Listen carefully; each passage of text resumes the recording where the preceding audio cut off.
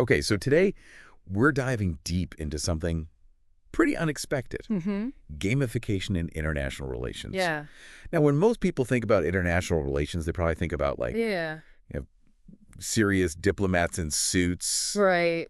high-level But negotiations. complicated treaties. Exactly, and all that kind of heavy stuff. Yeah. But believe it or not, there's this whole other side to it Mm-hmm. where we're seeing game-like elements being used to actually tackle real-world global issues, Yeah. which is kind of mind-blowing when you think about it. It is really I interesting. mean, it sounds almost counterintuitive, right? Right. Like using things like points and badges and leaderboards Yeah. to address issues like climate change or conflict resolution. That's actually, It's wild. it's surprisingly effective. So let's break this down a bit. Yeah. First of all, for anyone who might not be familiar with the term, Sure. what exactly do we mean by gamification? So gamification is basically just taking elements that you typically find in games. Okay. Things like points, badges, leaderboards levels, Mhm. challenges, rewards, all of that. Yeah. And applying them to non-game contexts Okay. to make them more engaging and motivating. I see. So it's not about turning everything into a literal game. Okay. It's more about using those game mechanics strategically Right. to tap into people's natural desire for competition achievement Yeah. and even just plain fun. That makes sense. And it turns out that this approach can be incredibly powerful, Yeah. even in a field as serious as international relations. So how does this actually play out in the real world? Well, there are actually a ton of examples, Oh, wow. but one that immediately comes to mind is Model United Nations, or MUN. Oh, yeah, I've heard of that. Have you participated in it? I haven't, but I had friends in high school who were super into it. Yeah, it's super popular. They would like travel all over for these conferences. And I remember them talking about like, writing resolutions and debating and all that. Exactly. But I never really connected it to gamification. Right. So how does MUN actually use game-like elements? Well, at its core, MUN is essentially a simulation game Okay. where students role play as diplomats from different countries. They research global issues, Mm-hmm. they write position papers, they give speeches, Wow. they negotiate with each other, they Right. form alliances. So it's like a really immersive experience. It is. Yeah. And they're trying to come up with solutions to real-world problems. Okay. But within this framework, there are also those game elements woven in. I see. Like you have points awarded for things like Right. the quality of your arguments, Okay. your ability to persuade other delegates, Right. your success in passing resolutions. So it's not just about like role-playing. It's Exactly. also about like There's achieving certain goals. there's a competitive aspect to it. And I imagine that keeps people pretty engaged. It definitely does. Yeah, that makes sense. And it helps them develop skills that are essential for real diplomacy. Like what kind of skills? Well, critical thinking, for one, Mm-hmm. public speaking, negotiation, compromise, Wow. leadership, all of that. It's like training for a future career in international relations. In a way, it is. That's really cool. And, it's not just limited to MUN. Oh, really? We're seeing gamification being used in all sorts of ways Oh, wow. to address global challenges. So what are some other examples? Well, for instance, there are now digital platforms Okay. that are using gamification to crowdsource solutions Interesting. for global problems. So like how does that work?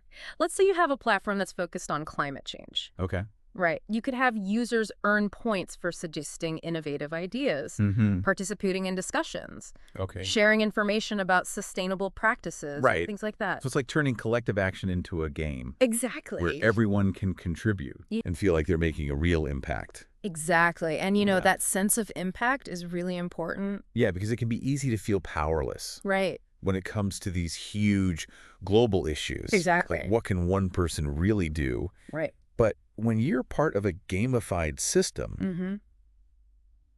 it suddenly feels like you're actually part of something bigger Yeah. and you're actually making progress. And you can see your progress. Yeah. You have those points, you have those badges, you can see how you're contributing. It's like those fitness trackers Yes, exactly. that give you those little fireworks when you hit your step goal. Yeah. Like it's just that little dopamine hit. It's motivating. It keeps you going. Yeah. So it's like applying that same principle to global issues. Exactly. That's pretty brilliant. It's really interesting to see how it's being used. And we were talking about MUN before. Yeah. And how it's kind of like training for a future career in international relations. Yeah. Well, it turns out that gamification is also being used to train actual diplomats, Yes. which is kind of amazing. So you have these like simulations Okay. that are designed to help diplomats develop crucial Like skills. what kind of skills? Like leadership communication, Mm-hmm. strategic thinking, crisis management, Okay. all those things that are essential in that field. Yeah. So it's kind of like a flight simulator, It is. but for diplomats, Exactly. where they can practice navigating complex situations, Yeah. make decisions, see the consequences of their actions, Yeah. all in a safe and controlled environment. Exactly. So they can make mistakes Right. and learn from them. Without, causing an international incident. Right. Exactly. That's pretty incredible. It is. So it seems like gamification has a lot of potential It does. to make international relations more engaging, more accessible, Yeah. and even more effective. But of course, there are also limitations. Oh, of course. We have to be realistic about that. So what are some of the potential downsides? Well, one of the biggest concerns is the risk of oversimplification. Okay, I can see that. Right? Because international relations are incredibly complex. Yeah, There are so many nuances and factors to consider. absolutely. And it's really important to make sure that those nuances aren't lost Right. when we're gamifying things. Because otherwise you could end up with solutions Yeah, that look good on paper, right. but don't actually work in the real world. Exactly. So it's a delicate balance It is. between making things engaging and making sure they're still realistic. Yeah, you don't want to oversimplify to the point where it's no longer accurate Exactly. or meaningful. And are there any other potential pitfalls we should be aware of? Well, another concern is the ethical implications, Oh, okay. particularly when it comes to sensitive areas like conflict resolution. Right, because you don't want to turn something as serious as war Exactly. into a game Right. where people are just, racking up points. Yeah. Without any regard for the real world consequences. Exactly. So it's really important to be thoughtful Mm-hmm. and responsible. About how we use gamification Yeah, to make sure it's being used for good, exactly. not for harm. It's a powerful tool, Mm-hmm. but like any tool, Yeah.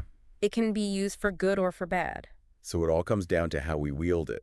Exactly. Well, this has been such an eye-opening deep dive. Yeah, it's a fascinating topic. It really is. And it's constantly evolving. Yeah, it makes you wonder what the future holds for gamification in international relations. Right. Like, what other creative ways might we see it being used I'm excited to see what happens. to address global challenges? Yeah, me too. So for all of you listening out there, Mm-hmm. I encourage you to keep an eye out for this trend Yeah, because it's only going to become more relevant in the years to come. it is. And who knows, maybe some of you will be the ones Mm-hmm. to come up with the next big gamification breakthrough. Yeah, be creative. Yeah, that helps us solve some of the world's most pressing problems. Exactly. So that's it for today's deep dive. Thanks for having me. Thanks for joining us. It was great to be here. Until next time, Bye. stay curious.